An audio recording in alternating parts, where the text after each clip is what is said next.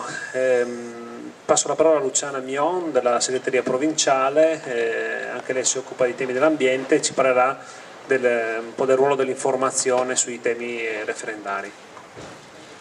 Sì, Stella Bianchi ha approfondito molto bene i temi, proprio nel merito, sia politico che scientifico che tecnico.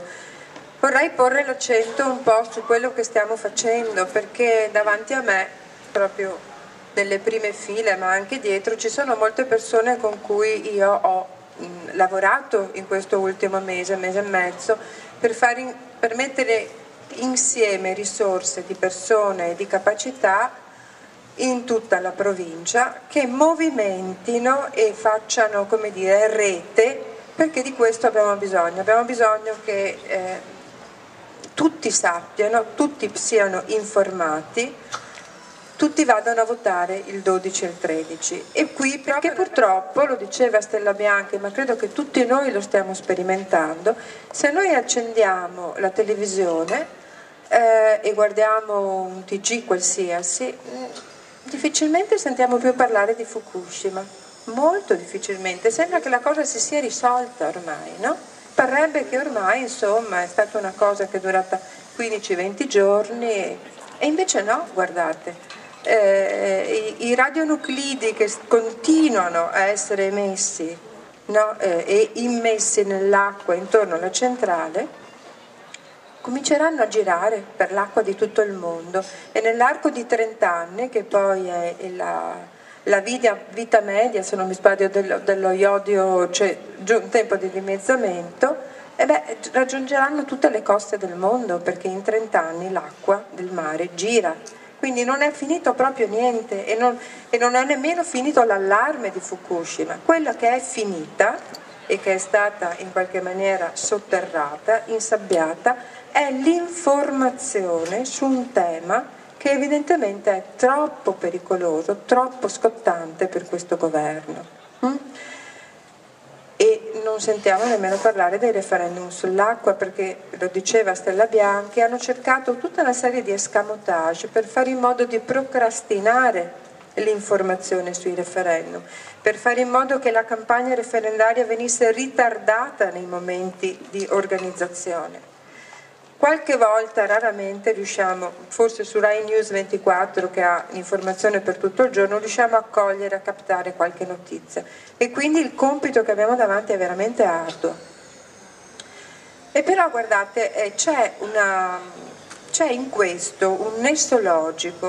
logico-politico molto forte, perché è vero che i due referendum ambientali, quello sul nucleare, cioè per dire sì all'abolizione del piano sul nucleare, e quello sull'acqua, quindi sì all'abrogazione di quelle norme per la privatizzazione eccetera dell'acqua, sono referendum che hanno a che fare con un certo specifico ambito di intervento, e però sono intimamente connessi con l'altro referendum, che pure riguarda una questione completamente tecnica, completamente diversa, riguarda la giustizia, ovvero mi riferisco a quello del legittimo impedimento, perché la logica è sempre quella. La logica è: non voglio che i miei cittadini si esprimano, dico i miei come fossi un re, mi pongo dalla parte di, no, in maniera anche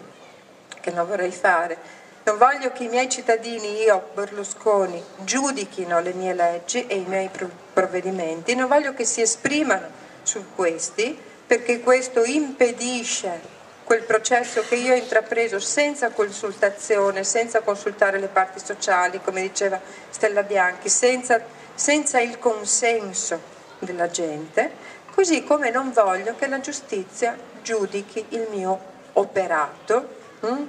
che voglio sia completamente insindacabile, anche se questo operato magari rasenta o è nei termini del reato.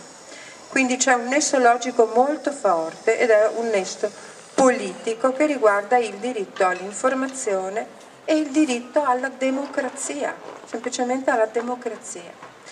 Allora, tornando al ruolo che noi abbiamo cercato di portare avanti proprio come partito provinciale, stiamo cercando di fare proprio un lavoro capillare, un lavoro con la gente, attraverso i gazzelli, attraverso quello che state facendo qui questa sera, che è da quello che mi diceva il vostro segretario, è un lavoro di rete di tutta la zona, no? E però questo significa che abbiamo un impegno forte, cioè ognuno di noi dovrà non portare 5 persone, ma dovrà portarne 10, 15, 20 a votare, e forse anche di più. Perché guardate, mi diceva oggi il segretario di Canareggio, dove eravamo nel pomeriggio, il coordinatore del circolo di Canareggio, mi diceva che un vigile del comune di Venezia, mi ha chiesto: ma allora si vota a giugno, giusto? O a maggio? Non riusciva a capire, non riusciva ad orientarsi su quale fosse il giorno delle votazioni, e questo era un vigile. Quindi la disinformazione è così ampia e così capillare che pure le persone che noi pensiamo dovrebbero saperlo, se non altro per il loro ruolo, sono tuttora disinformate. È un compito molto arduo, 23 milioni e mezzo esattamente dovrebbe essere il quorum da passare, e dobbiamo assolutamente raggiungerlo, perché diceva Stella, non è una questione di emotività, non è una questione di emotività, è una questione di cura della salute della gente, della vita della gente, ma non solo, anche della vita futura della gente, dei futuri bambini che nasceranno, se è vero che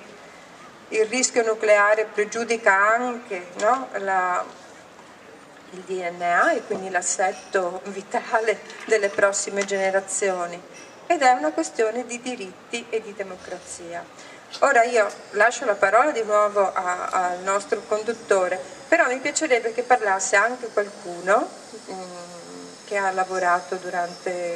insieme durante questo mese e mezzo, per parlare per esempio di che cosa significa le proposte di legge che sono state fatte non soltanto a livello nazionale ma anche a livello regionale. E poi un piccolo accenno lo butto là, ma continuerà qualcuno, per parlare delle contraddizioni che noi stiamo osservando nella nostra regione, dove, la butto lì, un governatore Zaia ha votato in Consiglio dei Ministri, quando era ministro, a favore del nucleare, per poi subito fingere di cambiare bandiera una volta diventato governatore. Ma guardate, la regione non ha voce in capitolo sulla costruzione delle centrali nucleari, ha soltanto potere consultivo, e sappiamo, credo, che Chioggia è uno dei siti deputati, no? Per un'eventuale costruzione di una centrale nucleare. Questo la dice lunga su come la politica, un certo tipo di politica, giri e volti la frittata a seconda di come gli conviene. Grazie Luciana per il tuo intervento.